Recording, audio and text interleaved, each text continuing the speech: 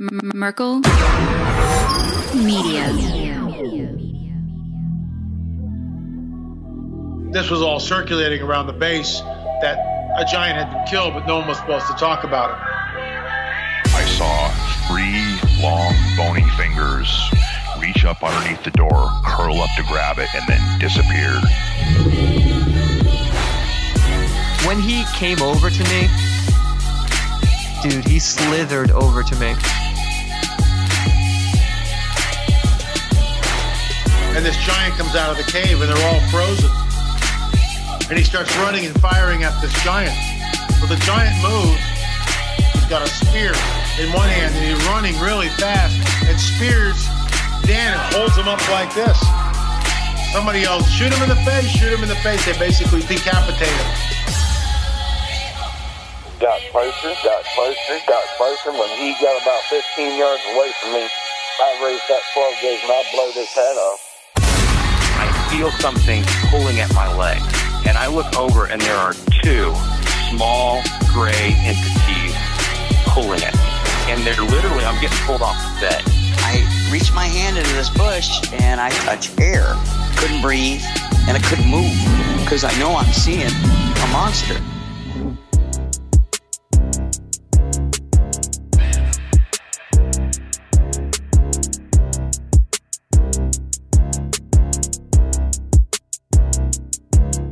Yeah.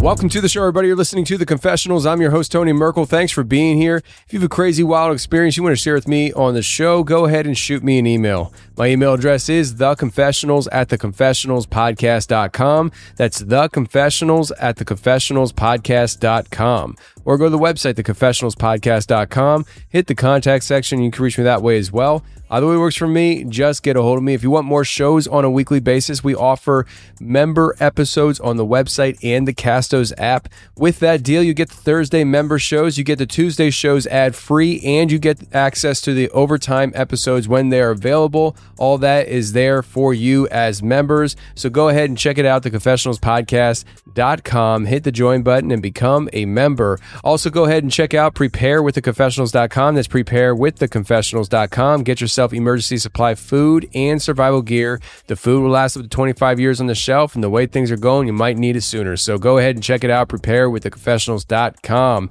We're heading to the Shanley Hotel. It is the Confessionals on tour, my friends. The Spirits Are In tour is what we're calling it, and we're going to the Shanley Hotel. We are taking a bus trip up there July 1st through the 2nd. It is a bus tour with me exclusively. It's basically flipping the model on the head. Instead of me going to a far-off land where 200 people come out and I speak for an hour, the people come to me and you spend 24 hours with me on a haunted bus trip up to New York to stay at the Shanley Hotel overnight, plus a lot of great stuff on the way up and the way back. And if you want to get access to this tour, you got to hit up Creed or Jen at Educated Wanderer. You can email them at travelgrouptours@aol.com. You can call them at 973-513-9001. Check out their website, educatedwanderer.com, if you want to get access to the Spirits Are In tour. Tickets are limited, so hop on it today if you're interested. Also, go ahead and check out the Paranormal Roundtable Presents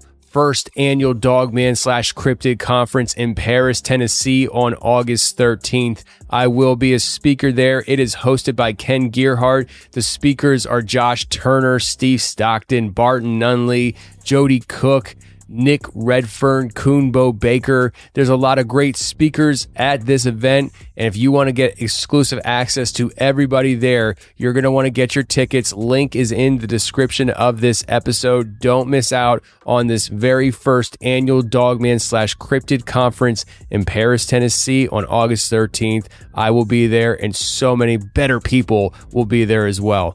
All right, friends, let's get to this week's show. We have Casey coming on, and Casey talks about Bigfoot today. in Oregon, but we start out in Tennessee. When he was a kid, he and his family, everybody had different vantage points of what they saw, but everybody saw a white Bigfoot in Tennessee. It was a multiple incursion encounter. It happened in Tennessee, right where I live. He said it was at the foothills of the Smoky Mountains, and I can see the foothills of the Smoky Mountains from my house. So there's a white Bigfoot roaming around these woods here. I dig it. Let's get to Casey right now.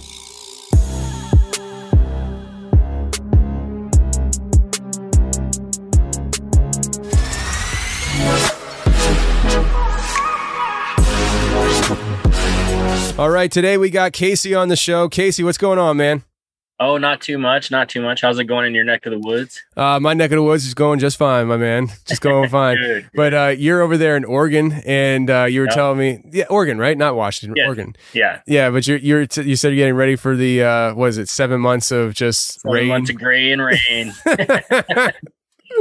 Oh man, that sounds like it sucks. But it's good for a little bit. You get mushrooms, but then after a while, it's just hard to push out and go do anything, man. Yeah. So I understand that. Now you're originally from Tennessee, and that's what we're gonna start off with is your Bigfoot encounter you had in Tennessee. But before we get into that, was it a hard transition for you to go from Tennessee to Oregon?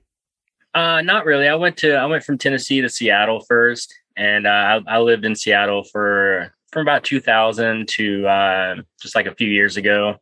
So it wasn't too bad. It was kind of really my scene. It was nice. And then just Oregon's so close and right there. It's just like, very easy to go down, go hang out, just run around. So it was nice. It was nice. How old were you when you moved out there? I was 20. Okay. So you weren't a kid or anything. You were an adult, and so it was a nice transition for you, huh? Yeah, pretty much. Not a kid, depending on how you look at it. So yeah. But I asked that because I'm actually considering the opposite, where I'm thinking about going from Philadelphia, Pennsylvania to Eastern Tennessee. And nice. So that's a good area, man. I got a lot of people, a lot of family live up there. It's nice. Yeah. And it's really nice. It's a lot less people. I would like to start living around less people and more rural, but also if I can hit like the Knoxville area, you still got, people around, and Kentucky's not too far. So I can go bag a dog man anytime I want, things like that. Yeah. So yeah. And it's easy to get around there too. So it looks like long distances, but it's like straightaways. So it's like super, super easy. Yeah. I learned when I was in Kentucky being shown around by Kyle, the term a country mile is very real. Yes, sir. Like he's just like, oh, it's just down the road. And like 45 minutes later, we get there and like, dude, you said it was just down the road. Yeah, it was just down the road. It is. It's like, yeah, it is down the road. He's like, his timing was like, he'd be like, oh, it's just 3 minutes away. And then we get there like 30 minutes later and like, you forgot the zero, bro. You forgot the zero. But he was so much fun. I love that guy. I feel like I gained a good friend on that trip. I actually gained a lot of good friends because my whole team, we bonded big time. So listen, we're not going to get into that conversation right now. Let's get into some Bigfoot talk. From what I understand, you had a Bigfoot encounter in Tennessee, but it wasn't just you. It was like your family, right? Yes, correct. It was the whole family. Yeah. Okay. Like 6 kids and 4 adults, like all my cousins and my aunt and uncle and stuff. Wow. Well, all right. Well, take us away. What were you guys doing and what happened? Cool. So yeah, it was just, we were going out one night, and I'll preface this because I just got this information recently that it was an area where it was known in the area as just like a spot where there's like a super back road kind of on the other side of one of the major lakes in the area. And it was like a little 1-lane road that cut through and went into some cattle farm and cattle area. And there was a little pull off near this creek, but everyone just pulled off down there and would party or whatever and hang out. But there was also a folklore, I guess, of going down into that area. And you'd go in, you'd turn off your car, turn off your lights, and sit there, and a pair of glowing red eyes would appear just there and scare and run off. That's what my dad and my stepmom who grew up in the area. That's what they told us. And this night, and they'd always take us there to scare us and stuff, because in the South, everything's haunted. Everything's got a big story. And it is to a degree, but it's also a lot of, a lot of the moonshiners and illicit activities that go on there. Hey, that holler's haunted. Don't go off in there. You know what I mean? Sort of folklore stuff. So anyways, bringing it back, after scaring us a bunch, throughout the times, we decided to go out there. We're going to have a little bonfire, roast some hot dogs and marshmallows and just hang out. They were just essentially showing us that this was just a hangout spot, whatever, this is just a cool spot. We're going to chill.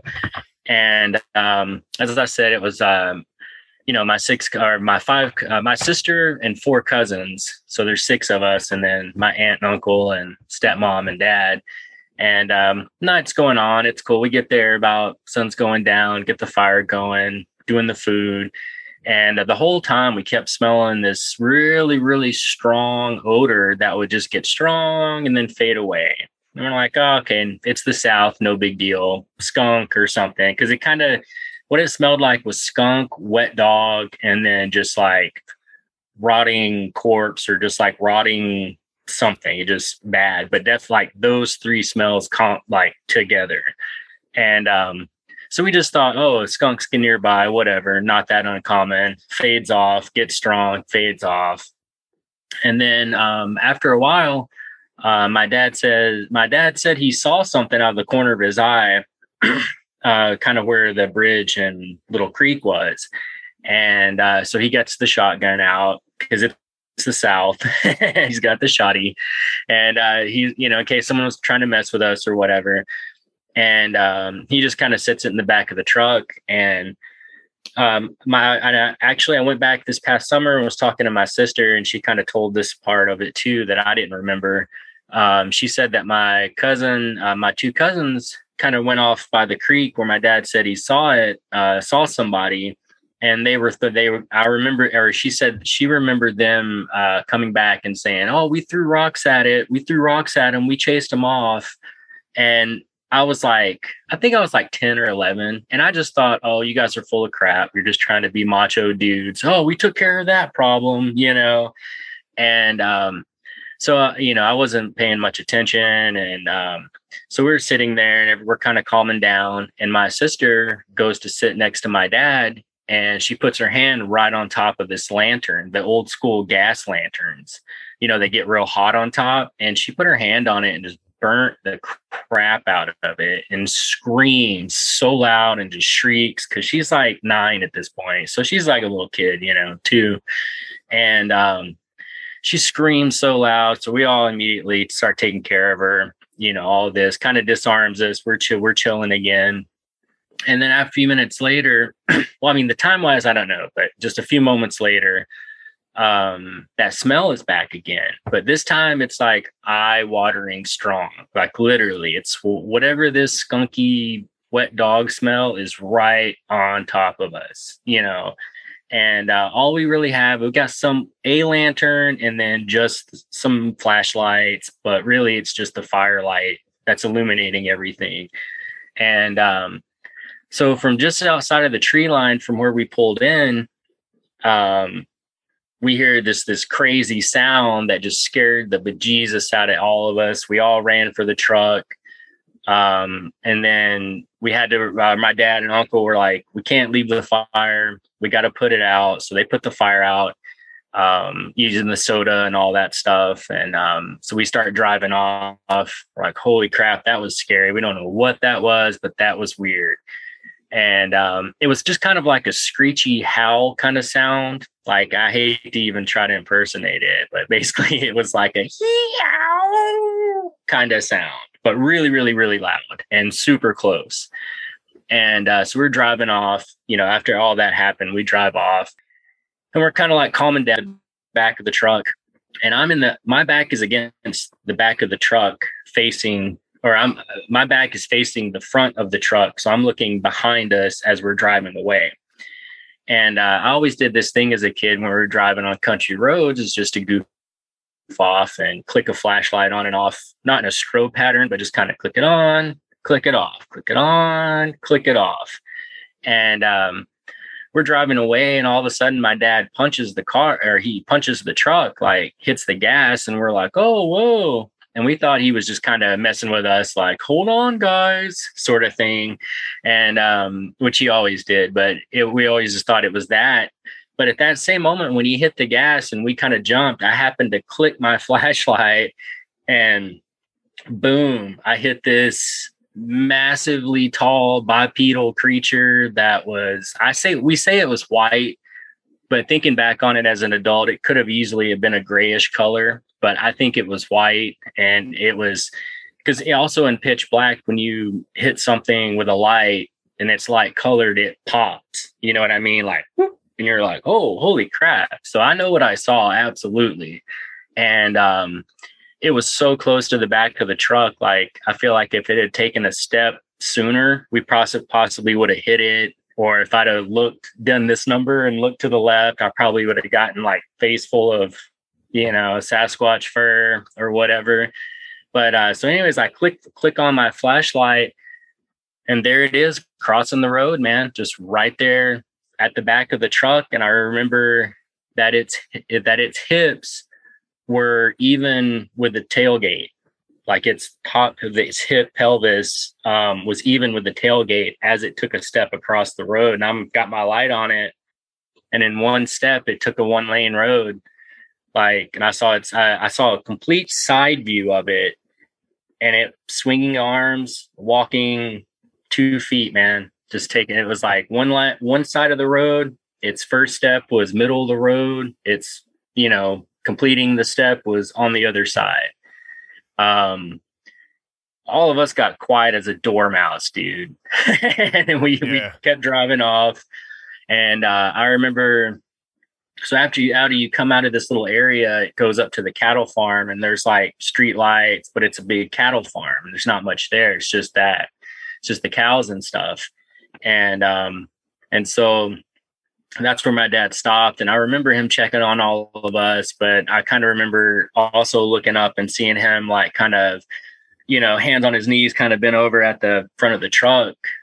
I couldn't hear what was being said, but him and my uncle were talking. And I think it just really warped him seeing it, because coming around the bend, I sent you the video too. And, for that, but like coming around the bend, they had the clearest view of anyone ever of seeing it, because their lights had to have hit it, and it was right there on the side of the road.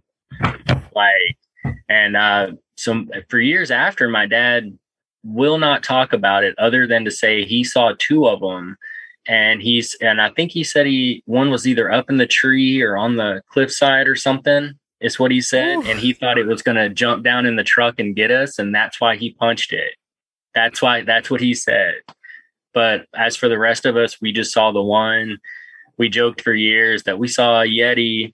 We saw a Yeti in Tennessee, y'all, and it was like a family story. But yeah, I clearly see it, man. Side view, it was crazy.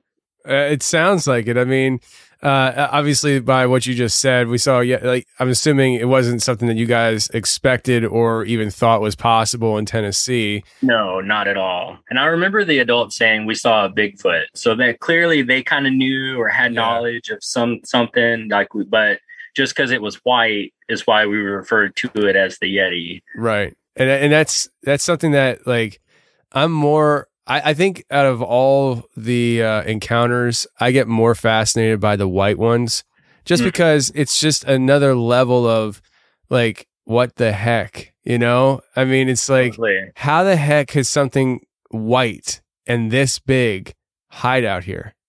It's but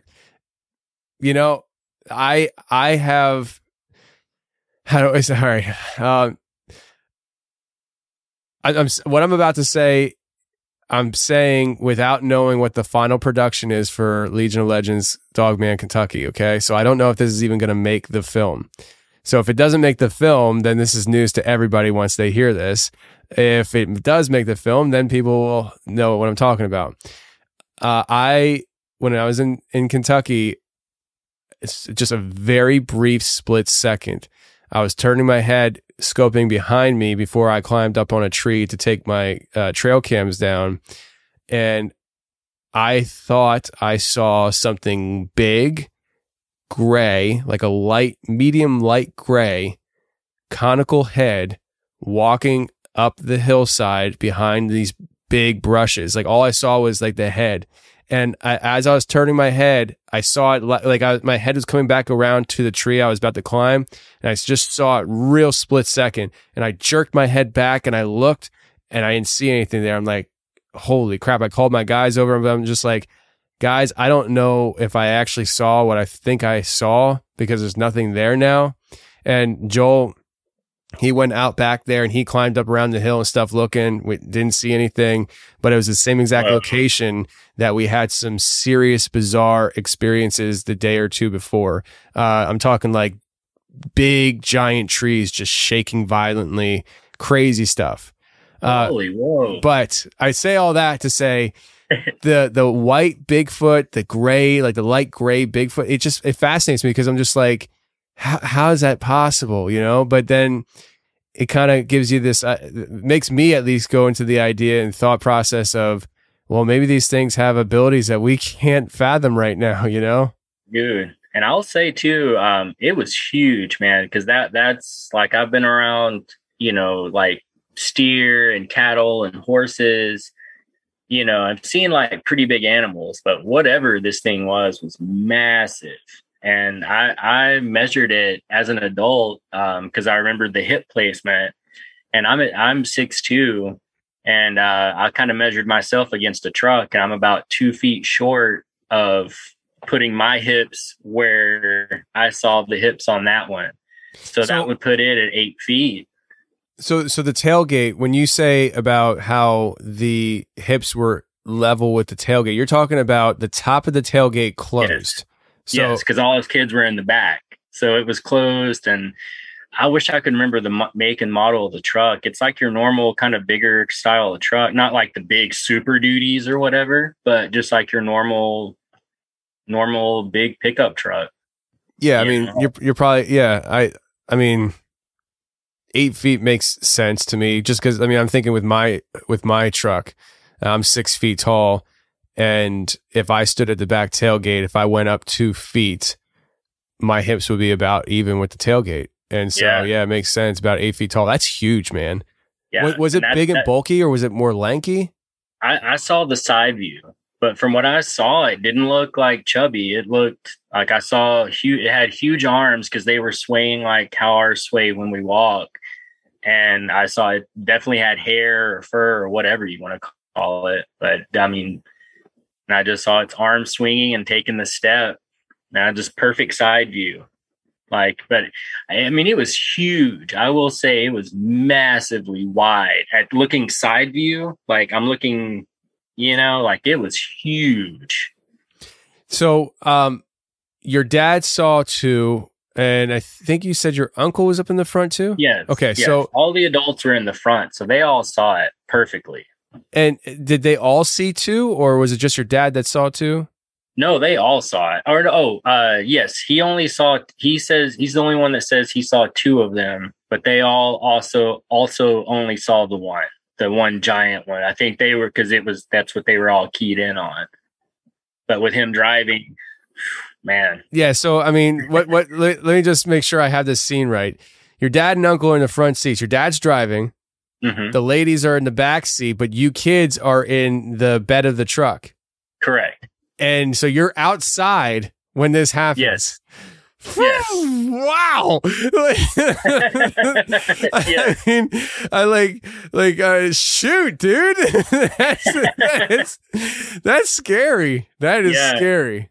And to top it off, just that it was at that random moment of me clicking my flashlight of just all the times for it to be like, you know, I'm just like, burp, burp, burp. Oh, I did not expect that. Now, so do you think that your dad, so he saw two and maybe one in the tree, he got the sense that this could have been a threatening situation and that's why he gunned it? Probably more. I think he was just being a dad. Sure. Just kind of being like mindful of the truckload of kids he's got back there, and just kind of having to be like, and also driving the truck. That's kind of what I think it was. Not necessarily. Well, I mean, I guess, yeah, that would be feeling threatened. But I think he was just trying to be more mindful in the parent sense rather than being like, oh no, something's going to happen. But I don't know. I can't get a word out of him. Well, I mean, so we have the situation that happened back, at the camp. And do you think that that was the same creatures? Oh, for sure. So they could have been following you then? Yes, because the story. So there's another part of the story, because we went out the following day. We went right back to the spot, parked, and decided we're going to go hike and see what's up and see if anyone was back here messing around or see what was going on. Should I just go into that? Or? Oh, yeah, absolutely. Okay, cool. So the following day, we go back and, we're all kind of a little nervous and like, oh, man, what's going to happen?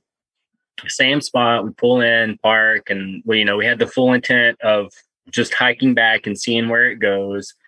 And so I remember my dad and uncle and cousin. I don't know if my cousins went. We were all with the same group, but I don't remember who went down to the river with him. But it was definitely my dad and uncle, and they went to the river where he thought he saw something. And I remember both of them saying, oh yeah, we see footprints down here. Somebody was definitely down here.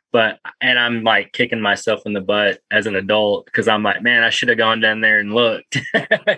But because going back, I thought my cousins were just bull crapping. So I put no substance into somebody was over there at all. But they said they saw footprints, and we started to go on and hike back. And as we start going back, there's kind of a trail, but not really. It's super overgrown. So we start to follow that. But like right after outside of the area where we were, there's like an area where it's got several large berms. And then you kind of climb up on the berm and look down, and there's a huge, I think it was about a 5 or 6 foot ditch just there, and it looked like maybe a backhoe was used and cut out these big 3 ditches to keep people from driving back off in there. But the berms were from the soil from that. So we were hopping across, and we look down, and there's a deer that's just down in one of these ditches. And I remember its head being twisted all the way around, like fully all the way around. And it's there. My sister said she remembered it having chew marks out of it. She said it looked like it had been eaten on. But I just remember its head being turned around. And again, I was a kid. I was like, oh, that deer ate it. He missed the jump, must not have seen that. But now as an adult, I'm like, deer don't act that way. They don't go head first off into a ditch. They might break a leg or something, but they're not going head first. And then the chew marks was weird too, because normally if something kills a deer, it's going to drag it off or whatever. But we remember seeing that. And I just remember thinking now as an adult, putting it together, I think we were just kind of in between it and the fridge. Like maybe they had stashed that deer there. They were coming back to eat it. And now they've got this family with a fire sitting in front of it, and they're kind of hungry. So, and I feel like my sister's scream kind of helped us in a way, really, because I feel like maybe instead of it scaring us in a more threatening manner, it heard the scream and was like, oh, this is weird. Or, you know what I mean? Like it kind of, I don't know. This is all my opinion based on that experience. But I think that's, and then instead it made the noise of that little howl. And years later, my cousin sent me a message on Facebook and said, hey, all it said was, what does this sound like to you? And it was a clip. And I click on it, and it was a game cam video. And I think we call them wildcats back home, but we have like small wildcats. Mountain lion are starting to come back in that area, but not very prevalent. But we do have kind of wildcats in that area. but it was the game cam footage that he sent me was of this wildcat. It was a wildcat mating call, I think, or a wildcat scream. And man, as soon as I heard that, that sent me goosebumps, because I was like, holy cow, where did you get that? That sounds very, very similar to the sound that we heard that it made. And I think it was trying to be like, there's a mountain lion over here. You guys need to get. Hey guys, I think there might be a mountain lion over here. You might want to take care of that, or maybe just get up on out of here now. It's time to go home. Yeah, we're hungry. Get away from the fridge. Like, oh man, that's crazy. And so, my cousin's working on my dad, getting some more info out of him. He said, because I know he saw the face, and he told him that it had hair all over its face except around its eyes. So I know he saw it, but I know when he came around the bend, it was right there on the side of the road, and no light. So we were driving with the brights on this little tiny 1-lane road, man. So 100% we saw it. Bipedal, 8 foot tall, just taking a stroll through the woods.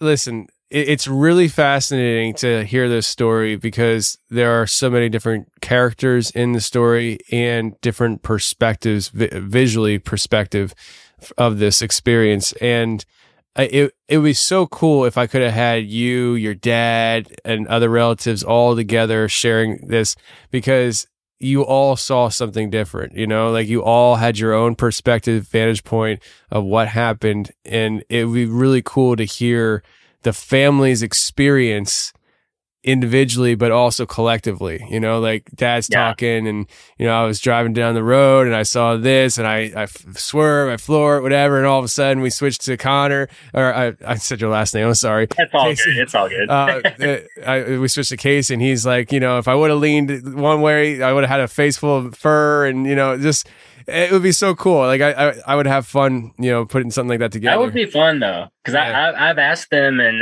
my dad just touched down. He doesn't say anything other than he saw 2 of them. My sister, she said she doesn't like to talk about it because it freaks her out. But she, I kind of went over it with her, and my other cousin were kind of the only ones that talk about it, because everyone else says, I don't know what I saw, and I'm like, it doesn't matter. Just say what you saw. I'm not judging. Just what did you see? That's all I want to know. And yeah. And so everyone's kind of shut down, but I'm moving back soon. So I plan on talking to everybody again, kind of just like, let me ask once and I'll ask only once, but you got to say it. Yeah. And make sure you have it recorded. Absolutely. Absolutely. Yeah. But so you're moving back soon. Why are you moving back? Just various reasons. Just got a lot of family back there. I'll be closer to getting my kid and stuff like that. I don't know. And also, I don't know, it sounds weird, but it just seems like, Tennessee and that area is it's calling me home. I don't know. It just sounds weird to say it, because I feel like we all try to get away from where we grew up, and then find ourselves right back, but definitely, way she goes. I hear you. I'm in a similar boat where I grew up in a very rural area, and I've lived in the Philly area since I was 17. I graduated high school and I moved down here, and now 36, and I feel like the rural life is calling me home, and that's why I'm looking at Eastern Tennessee, because I want to be in a more rural area, but also an area that kind of the general population holds similar values as I do. And for sure. Also, I would like to save money on taxes. So Tennessee. Listen, I have, for about a year and a half now, I've been doing my homework on different states in this country that I would want to move to. And the criteria is less people, rural living, a little bit more conservative mindset, and no state income taxes. And so when you do the no state income taxes, it whittles down the list a lot. You know? It's drastically. And so then I'm looking at Tennessee, South Dakota, Texas, and Florida were my states. Wife said no to South Dakota because of the snow. I say no to Florida because the heat and humidity, giant snakes, bugs, alligators. Texas, the heat. No. And it's like I don't want to drive 14 hours to get out of my state, and so Yeah. I think we landed on Tennessee because we really like the Smoky Mountains, the beautiful. Yeah. That's a beautiful state, and again, like seriously, it's close to Kentucky, so I'll be living in a weird state, and I'll be having a weird state right next door, and Yeah, dude. you know, all that. So.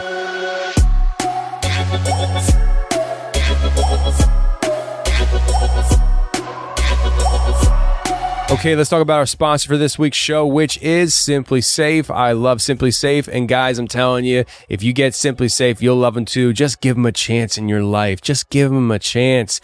I moved to Tennessee. I just got my new SimpliSafe security here at the house, and if you follow me on Instagram, you know that I have been posting pictures of the new studio renovation. I am moving out of this house and into my own office space. I'm very excited about it because it'll be very uninterrupted, no kids, but there is a concern that I have, and it is leaving all my gear somewhere that's not in my house. So guess what I'm doing? I'm putting SimpliSafe security at the new office. We're going to have cameras pointed at the doors. We're going to have sensors on the windows, the whole works right at the office because, hey, I got trust issues. I just moved from the Philadelphia area. I was Philly Tony. Now I'm Tennessee Tony, but Philly Tony still comes out, especially when I have trust issues. I don't trust people, even though I'm in Tennessee and everybody in Tennessee is great. That said, SimpliSafe still goes in at the office. So I got it at my house, I got it at my office, and you should have it at your house and office as well. So right now you can customize your perfect system for your home in just a few minutes at simplisafe.com/confessionals. Go today and claim a free indoor security camera plus 20% off your interactive monitoring. Go to simplisafe.com/confessionals to get this great deal. Not only are you getting a free camera, but you're getting 20% off your interactive monitoring. I'm doing it, and you should too. Go to simplisafe.com/confessionals.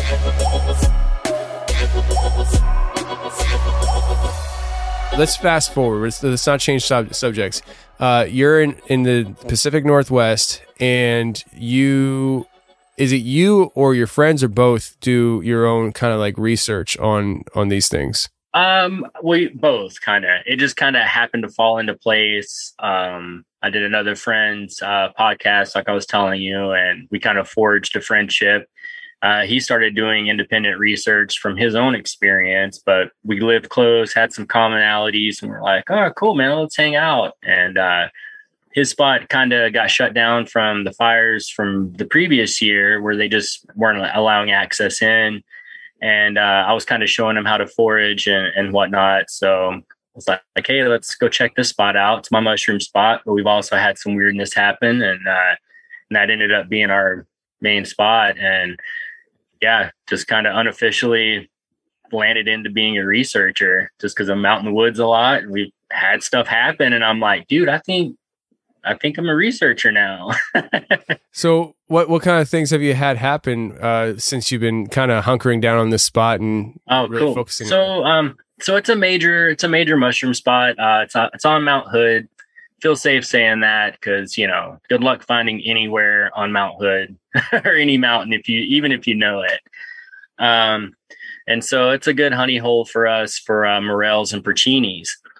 And I'll start out with this because I'll start from the beginning on this particular area.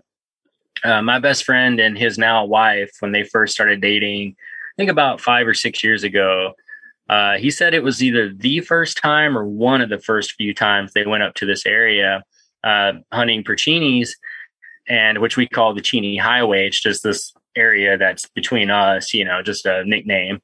And he said they straight up heard monkey chatter, like full on, sounded like they were at the zoo, monkeys screaming and chattering, just going crazy. And they both believe in it, but they didn't think that was like Bigfoot was the last thing in their mind because it sounded so much like a monkey. They were just like, oh, that was weird. Oh, well, kept kept foraging. And that's all that kind of happened. And so, this has still been a honey hole for us.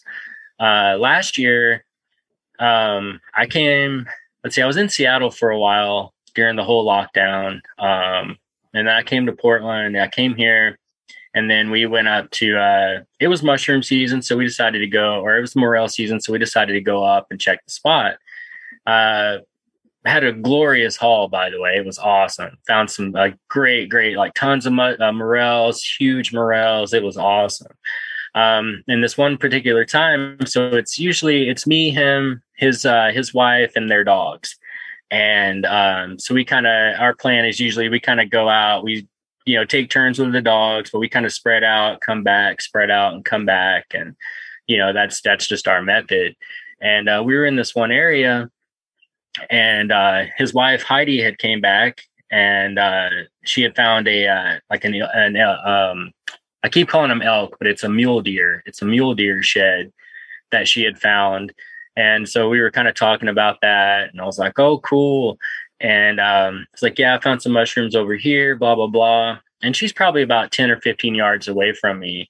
And suddenly we just hear this whoop, whoop, kind of come off to our side there. And we're like, oh, well, Ray found some, because that's my best friend. And we usually have little markers, we don't yell or anything, but we'll make a little sound or something to notify, if we're close. And I thought it was him, and I was like, oh, Ray found some over there. That's cool.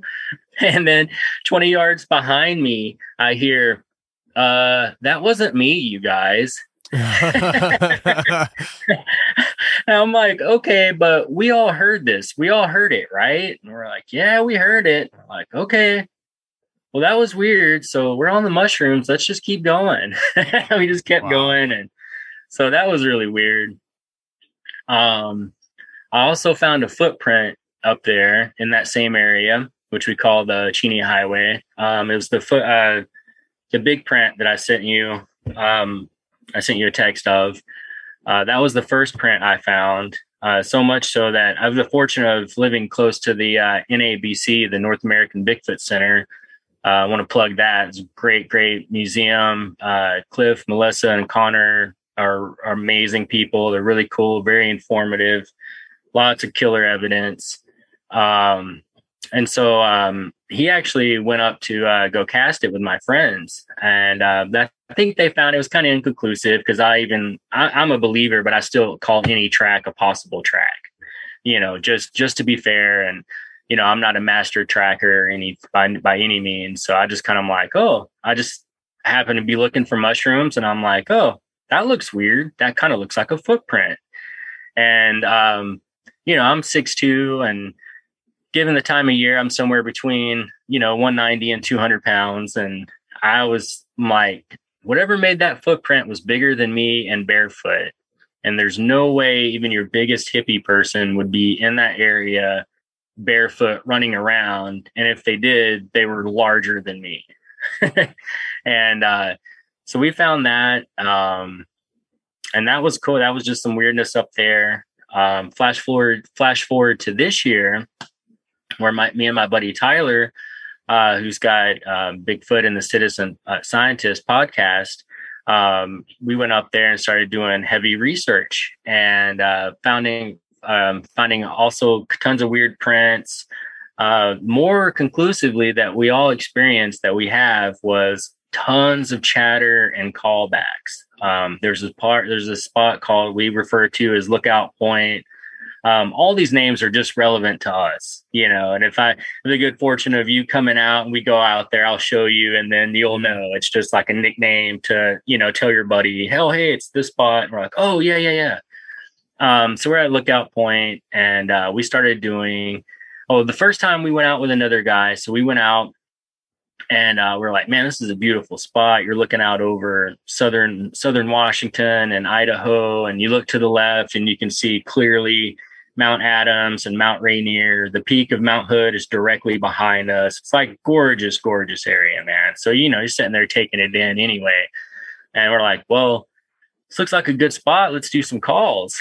And so Tyler rears up, and he has an amazing Ohio howl that he does. And every time he does that, we get something back. It's like so wild. So he did it this one time, and we were hearing we heard a whoop come back this first time, and Tyler was about 15 yards from us, because you're like on the side of a road, but man, it's about a 35 or 40 degree incline. Like, it's gnarly. So he was down there a bit. So he actually did not hear the whoop that me and our other buddy heard, but he was hearing chatter. Like, just, it sounded like you're on the outside of a conversation. Like if you were coming up and you can, you know, and you're like on the out, you know, it's a conversation, but you got no idea what's going on. That's what he's hearing. And he's hearing whistles and all this. And so the other guy, he does something, he was doing some boulder rolling, like rolling boulders down the hill, which something Tyler and I hadn't done before. And then our buddy does, his call that he does. And it was like a second or two later, he gets a response that's his exact call that he yelled out. And it was so much so that it disheartened us immediately, because we were like, oh, well, that was a person down there messing with us, obviously. So clear and yelling back. We were like, okay. We were like, well, damn it. Now we can't take anything into consideration, because, you know, we have to discount everything we just experienced, because we were certain there was a person down there. And then the more we started kind of thinking about it and rationalizing it, we're like, there's no way that could be a person. There's no campground down there. It's a 40 degree incline going down there. It's a massive grove of trees. We were calling them, from the lookout point, you look down and there's like a clearing, but then there's a grove of trees that start, and we were calling them the short trees and tall trees. But the short trees were about, because I hiked down there the following day, which I'll get into that in a second. I hiked down, the short trees were about 12 to 15 foot trees, and the tall trees were just towering above that. So these aren't, you know, small trees by any stretch, and so densely packed that even if a person was down there, there's no way it would be that loud. There's no way it could cut through all of that for us to hear it that loud. And there's no way it would have been that resounding and that long sustaining, you know, coming up. And so he was like, no, there's a campground down there, blah, blah, blah. So the next day didn't have anything going on. I went out by myself, hiking around, again, looking for mushrooms. Don't advise it. Even if you do, don't push your luck. I've been lost in the woods. It sucked. It was terrible. Don't push it. So anyways, I'm out there by myself with my dog, and I'm hiking around in the same Cheney Highway area. And I'm not having much luck, but I'm in this one little area, and these are like, I've noticed from the previous year, there's tons and tons of down trees. So the terrain looks different. I'm having to jump 4 and 5 feet up onto these massive down trees just to get around.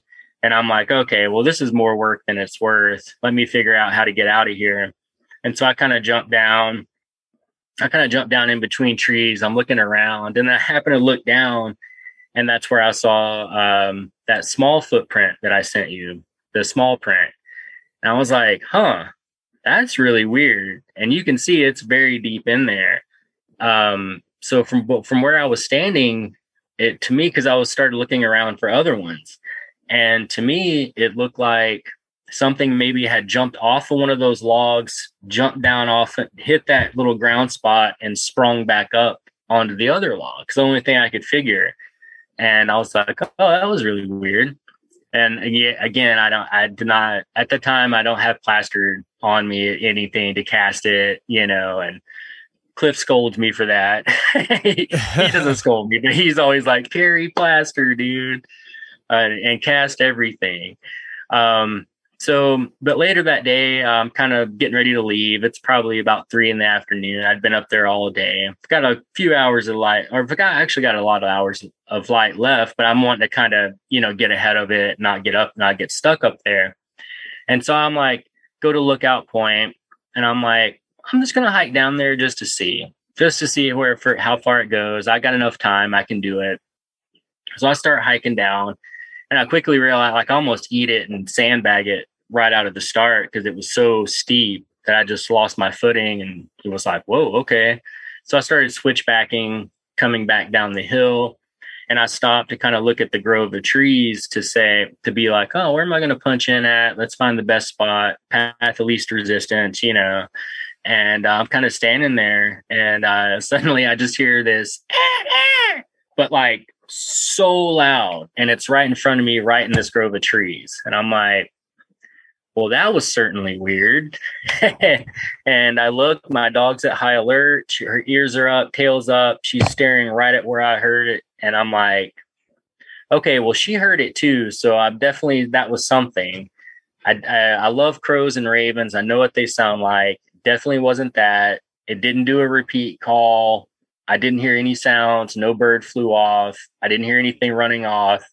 Just heard that scream, just that quick little monkey scream. I was like, okay.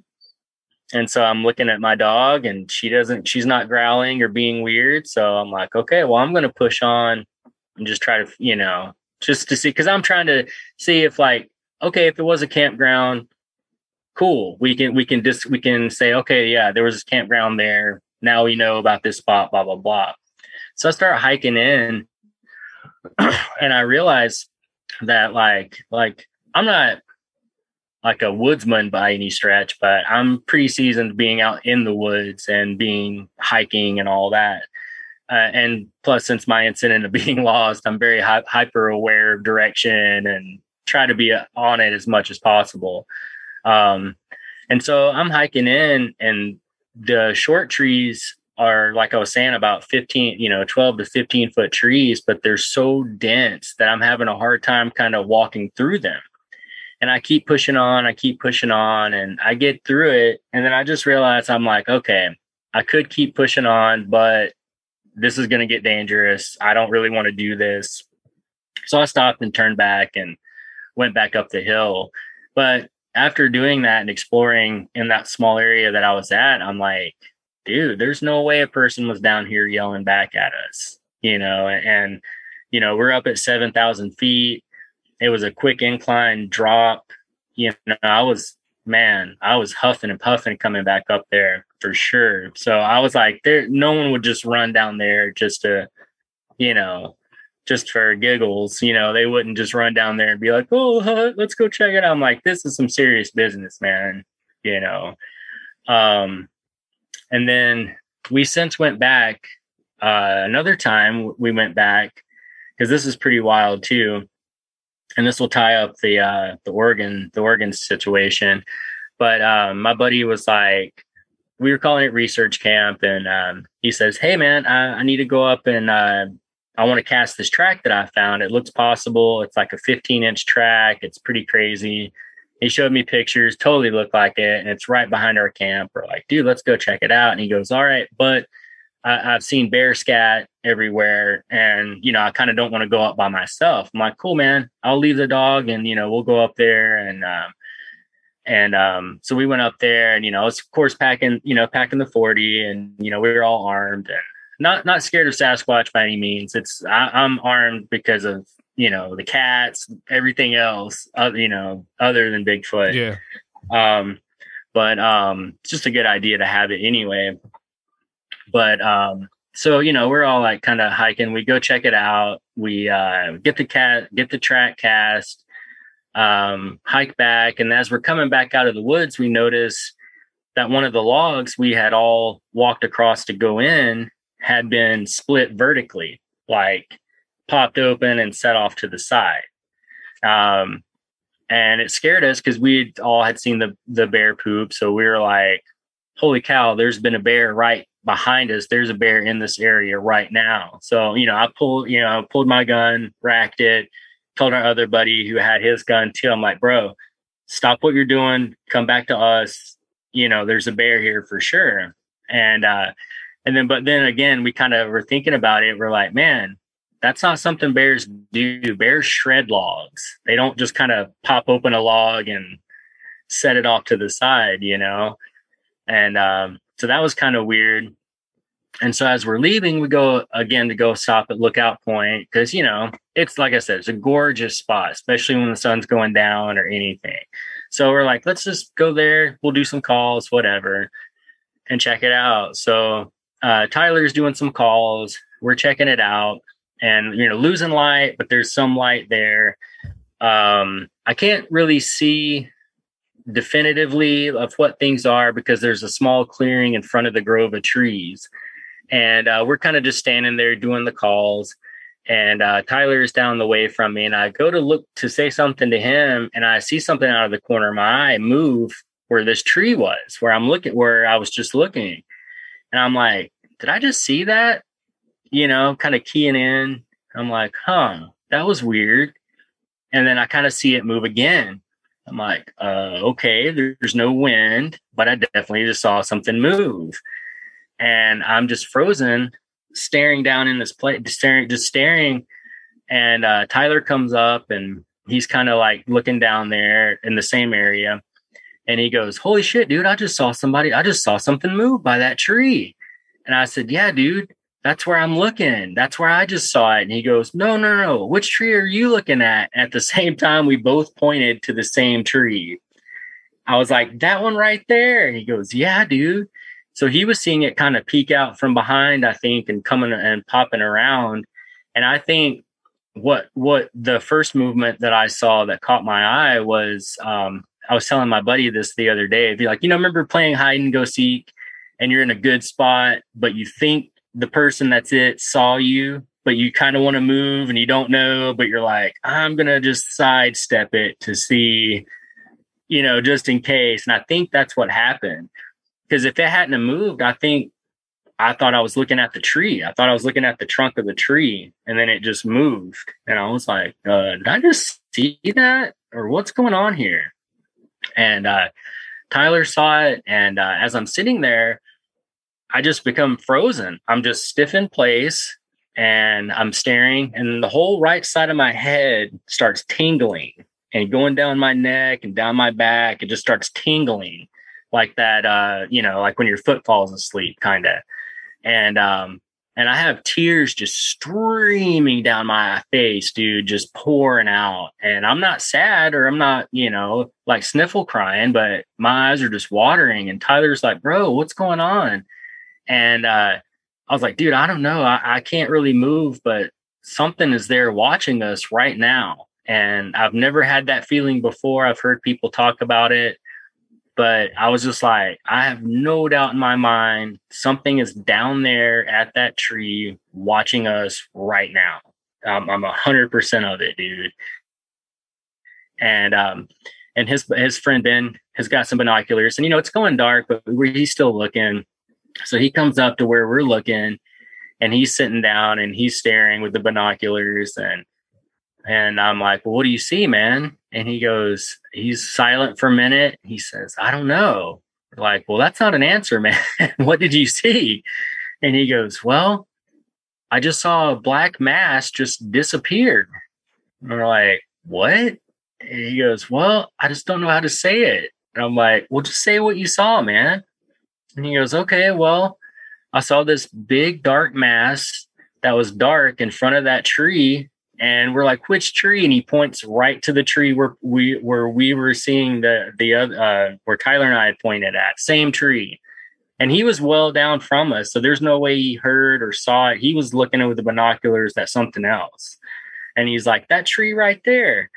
We're like, oh my God, dude, that's the tree. And he said he saw just this black mass, kind of big black circle mass in front of the tree, and it just kind of faded out and disappeared. And that's the TED Talk about the Oregon situation.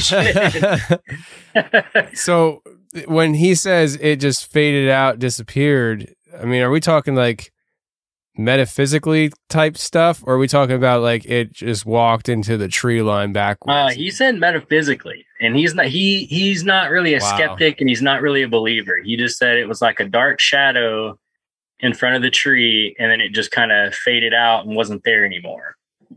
I love stories like this. I do. I just do. Like it just, yeah. you hear stories like this, and it really gives you the sense that there's more to this topic.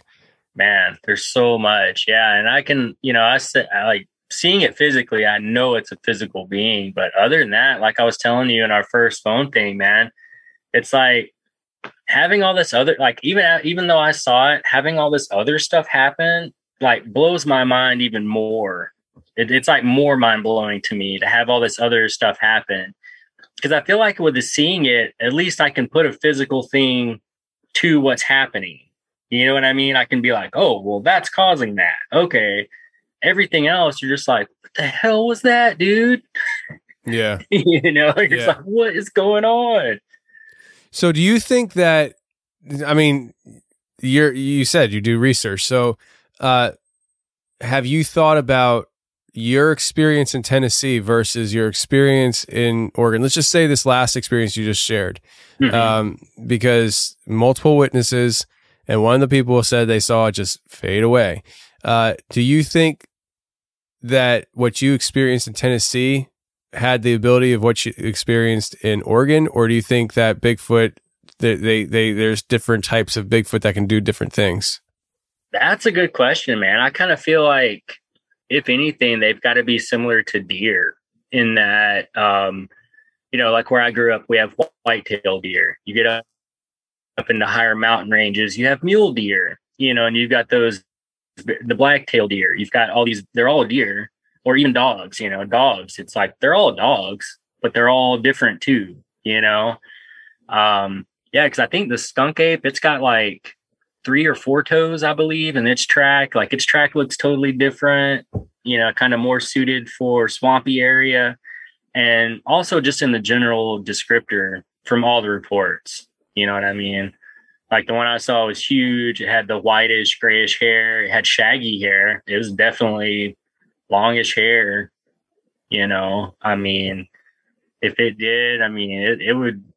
I also know that, I remember watching something on Nat Geo or one of those types of channels where they were saying that polar bears don't show up on thermals because they're not in the way of how we think, because they show the same ambient temp as what's around them, because their hair follicles are hollow, and it helps keep them warm, but it also helps them kind of block out. It like helps keep heat in. I mean, they explained it in a way, but I just remember thinking that was kind of wild. And it showed them hitting him with a thermal, and you could see the bear, obviously, but it wasn't like hitting on us in a thermal. You know what I mean? Like you could see the outline, but it wasn't just like radiant popping. So that's interesting. I never heard that before. That is interesting. Yeah, I don't know, man. This topic gets weirder and weirder the more years that I do this show, and I don't know if I've ever. I'm sure I have, but it's interesting to have somebody like you on where you share your first encounter, and by all accounts, I mean, was just a physical creature that was out there, a scary monster. But then later in life, you have an experience where the thing did, a little more than just be physical and present. Even down to the way you reacted with the crying. I mean, that it seems like it affected you in a way, but it wasn't like you were, like you said, you weren't sad. I'm assuming you weren't scared.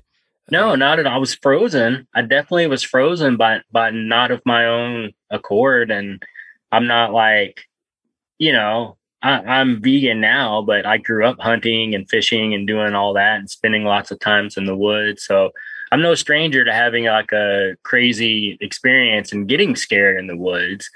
But I know that me being frozen was not of my own.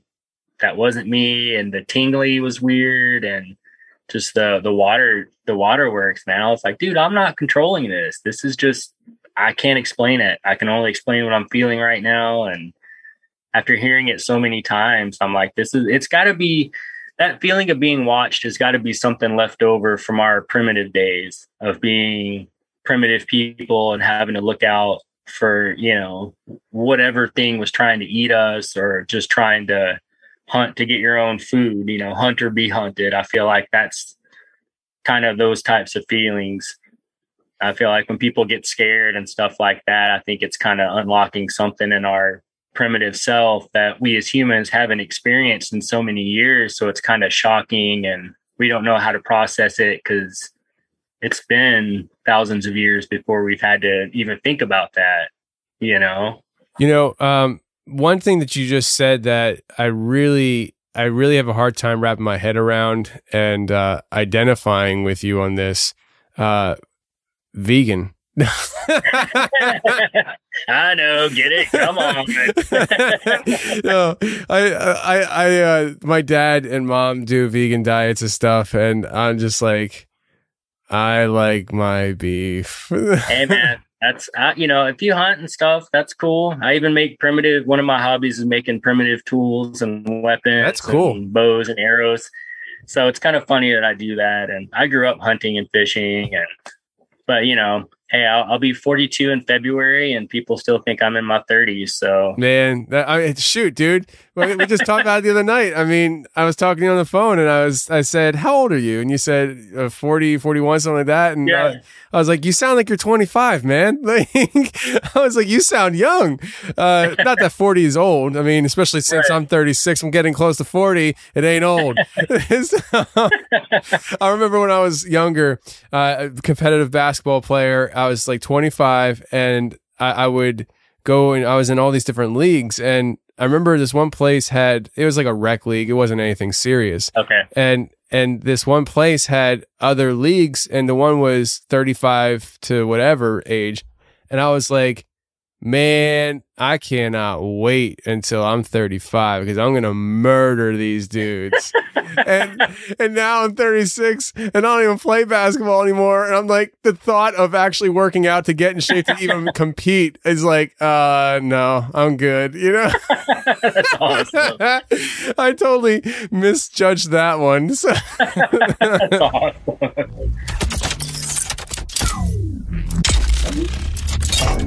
Well, that's the show, everybody. I really hope you enjoyed it. And if you did enjoy it, please share the show with your friends. I don't care where or how you share the show. Just share the show if you enjoyed it, because that's the best thing you can do to help the show grow. Thanks a lot, everybody, for tuning in this week. And until next week, stay safe, take care, and remember, the truth will set you free, but first it'll piss you off. Bye.